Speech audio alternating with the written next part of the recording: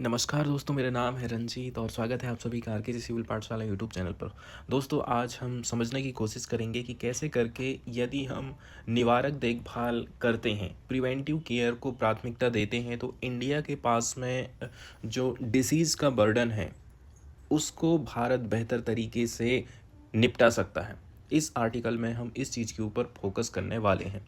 सबसे ज़्यादा यहाँ पर फोकस किया जाता है प्रिवेंटिव केयर के ऊपर कि भाई हमें प्राथमिक तौर पर सबसे पहले तो बीमारी की पहचान करना है, तब जा कर के हम उस बड़ी से बड़ी बीमारी से लड़ाई लड़ सकते हैं।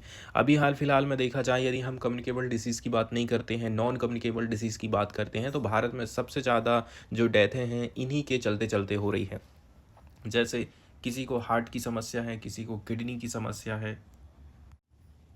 अब हम समझने की कोशिश करते हैं कि इंडिया कौन कौन सी समस्याओं को फेस कर रहा है।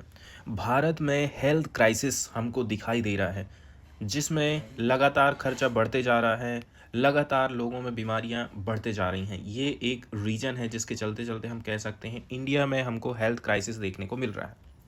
एक तरफ तो देखा जाए, लाइफ एक्सपेक्टेंसी का जो रेट है पहले से काफ़ी अच्छा रहा है, लेकिन वहीं दूसरी तरफ देखा जाए ना, तो अभी जो पहले की संख्या में रोग है वो बहुत ज़्यादा बढ़ते जा रहे हैं। नॉन कम्युनिकेबल डिसीज़, जिसको हम शॉर्टकट में एनसीडी बोलते हैं और जिसको हम हिंदी में गैर संचारी रोग बोलते हैं, इनकी भी जो संख्या है तेज़ी के साथ में बढ़ते जा रही है। अब इसको कैसे करके हम निपट सकते हैं, ये क्वेश्चन यहाँ पर खड़ा होता है।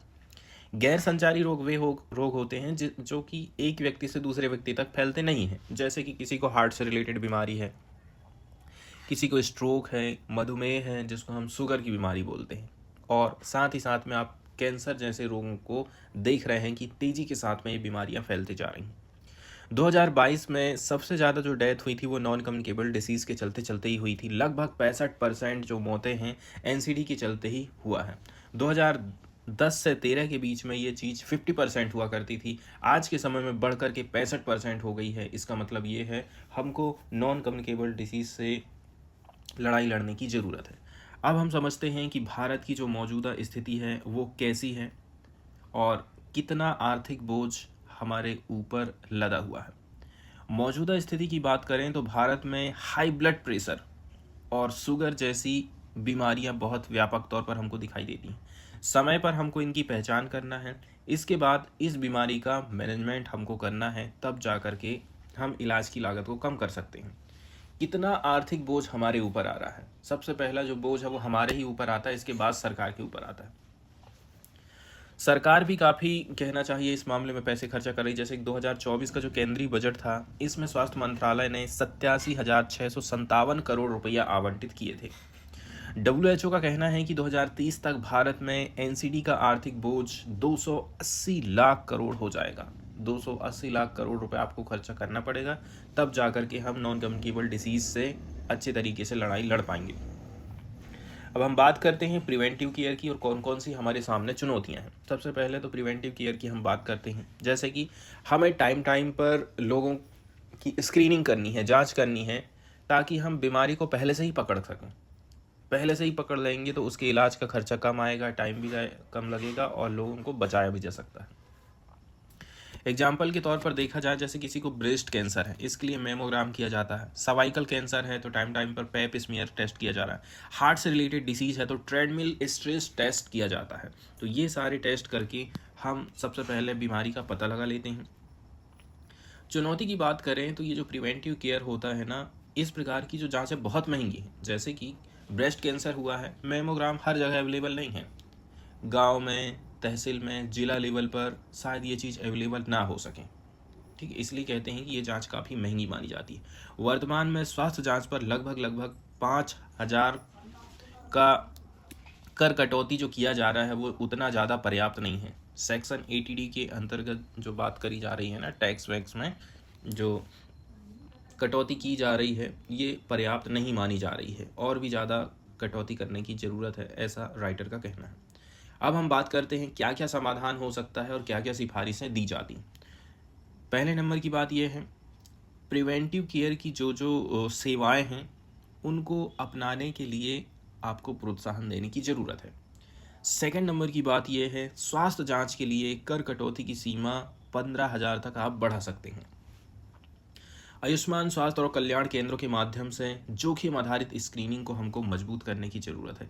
इसके अलावा जो निजी हॉस्पिटल हैं, बीमा कंपनी हैं, इनको सब्सिडी पर आधारित स्क्रीनिंग स्कीम शुरू करने के लिए आप प्रोत्साहित करें, तब जाकर के बेहतर तरीके से हम लड़ाई लड़ सकते हैं। लास्ट में यही बोला जा सकता है कि प्रिवेंटिव केयर को प्राथमिकता देकर भारत न केवल हेल्थ रिजल्ट में सुधार करेगा, बल्कि वित्तीय स्थिरता, फाइनेंशियल स्टेबलाइजेशन भी सुनिश्चित कर सकता है।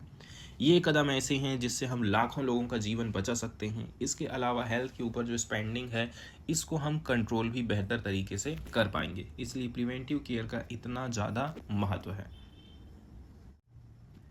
एक चीज़ हमको यहाँ पर और भी समझने की ज़रूरत है, वो है स्वास्थ्य जांच के लिए जो कर कटौती की सीमा है, टैक्स की जो कटौती की सीमा है, 5,000 से बढ़ा करके 15,000 करने की जो बात करी जा रही है। देखिए, भारत में आयकर अधिनियम की जो धारा 80D है, इसके अंतर्गत टैक्स पेयर अपनी हेल्थ इंश्योरेंस पॉलिसी एवं हेल्थ जांच के खर्चों पर कटौती का दावा कर सकते हैं। वर्तमान में देखा जाए, ये जो सीमा है वो 5,000 रुपये तक की है। अब ये सीमा आपके कुल स्वास्थ्य बीमा प्रीमियम, टोटल मेरा प्रीमियम कितना कट रहा है, जैसे कि सेल्फ के लिए, फैमिली के लिए, पेरेंट्स के लिए, कि कुल सीमा के भीतर में आती है। एग्जाम्पल के तौर पर, यदि आप और आपके परिवार के लिए 25,000 तक की स्वास्थ्य बीमा कटौती योग्य है, तो इसमें 5,000 तक का स्वास्थ्य जांच खर्च शामिल हो सकता है। अब इसमें यदि आप लिमिट बढ़ा देंगे तो इसमें 5 की जगह 15,000 रुपये शामिल हो जाएगा। इसका उद्देश्य है, सरकार ये चाहती है कि आप नियमित तौर पर अपनी स्वास्थ्य की जांच करवाएं। ठीक है, यदि आप जांच करवाते हैं तो 5,000 रुपये की आपको कहना चाहिए छूट मिल गई है। अब यदि सरकार इसको बढ़ा देगी तो लोगों को और भी ज़्यादा प्रोत्साहन मिलेगा। इससे ऐसा रहता है कि बीमारियों का शुरुआती चरण में हम पता लगा सकते हैं। चुनौती की बात करें, पिछले 10 साल से हम ये सीमा को चेंज नहीं किए हैं, जबकि स्वास्थ्य जांच की लागत और चिकित्सा महंगाई 12 से 14% प्रतिवर्ष की हिसाब से बढ़ रही है। ठीक है, मतलब 5,000 रुपया के हिसाब से देखा जाए, इतनी ज़्यादा महंगाई बढ़ गई है, उस हिसाब से 5,000 ज़्यादा नहीं होता है।